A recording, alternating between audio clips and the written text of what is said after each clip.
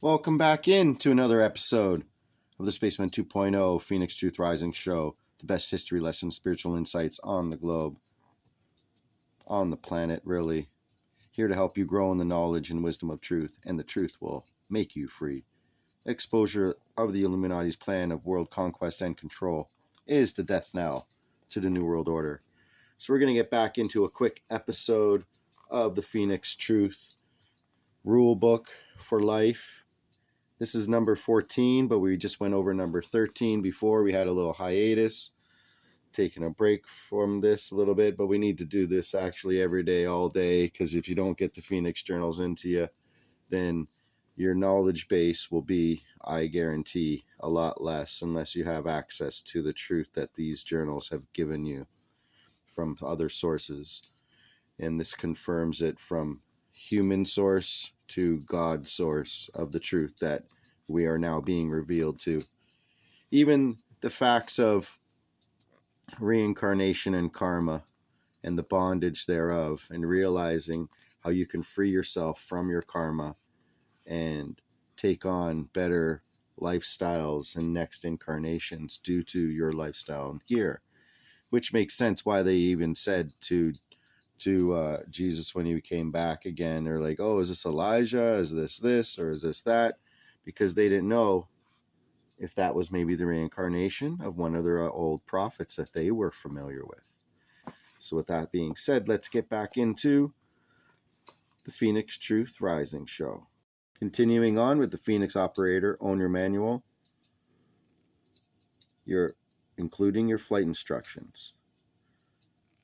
So let's just finish off this one about karma and the consequence of law of cause and effect. If they learn their lessons of how and why they created their victimhood, then they would also forgive themselves and all who they perceived victimized them, so that they too could release and be free of the bondage of karma. And on top of forgiveness, the release may involve actually being ever thankful to the Father within for bringing the lesson to them and thus helping them recognize their self-transgressions and becoming now free from the bondage of victimhood. Do you see the picture now? The responsibility for all manifested experiences lies with all who share in and exist within the experience. Now on to number 14. You must honor all commitments made in service to God, the Father, the one within.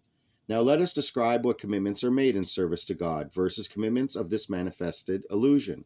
Your most important commitment in service to God is to wisely understand and obey the laws of God and the creation, which we are unfolding for you here. This is the excellent way for honoring self and God within all others in service to God and the creation. Simply understand and obey the laws of God and the creation. You once have made this commitment difficult onto yourselves, and it needn't any longer be so. You now have the laws before you, and you need not any longer claim ignorance or misunderstanding. Do you see? Claim your divine holy godness now. We are all one. The time is now before you to know and own the truth. Now let us discuss the other types of commitments made by first defining what commitment means in Funk and Wagnall's dictionary. 1. The act of committing, to devote oneself unreservedly, or the state of being committed. 2. An engagement or pledge to do something. Other commitments which are made in service to God include marriage, parenthood, feeding and tending the physically hungry, poor, and ill, and spreading the word of truth about the Spirit of God and the creation to all of your spiritually ignorant and starved brethren who will listen.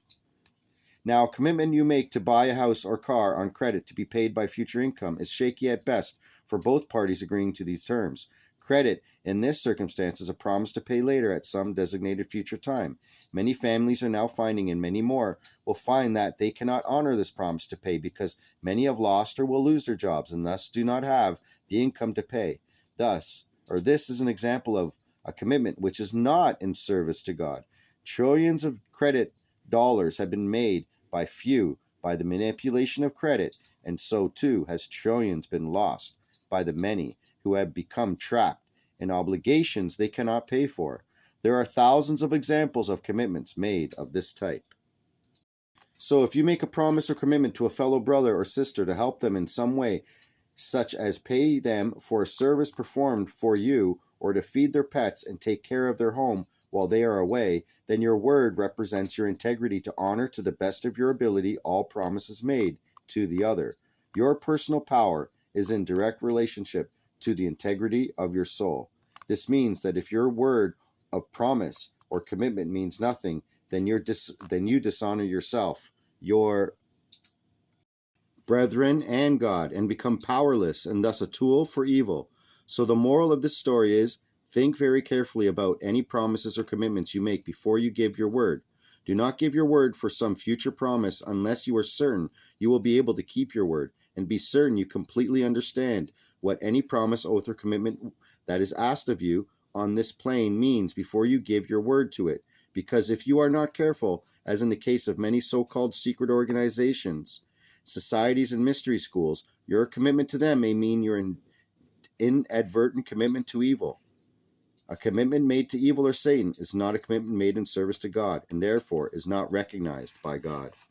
So with that being said, make sure you pay attention to the oaths that you give your allegiance to. Spaceman 2.0, and out. The next rule is a doozy, and you might need a little bit more time to contemplate. So I'll do that in the next episode. For eons of time in your history, mankind has experienced and existed in blindness about his divine spiritual heritage, that is, his oneness with God and the creation. May God's grace be upon you. And I'm out.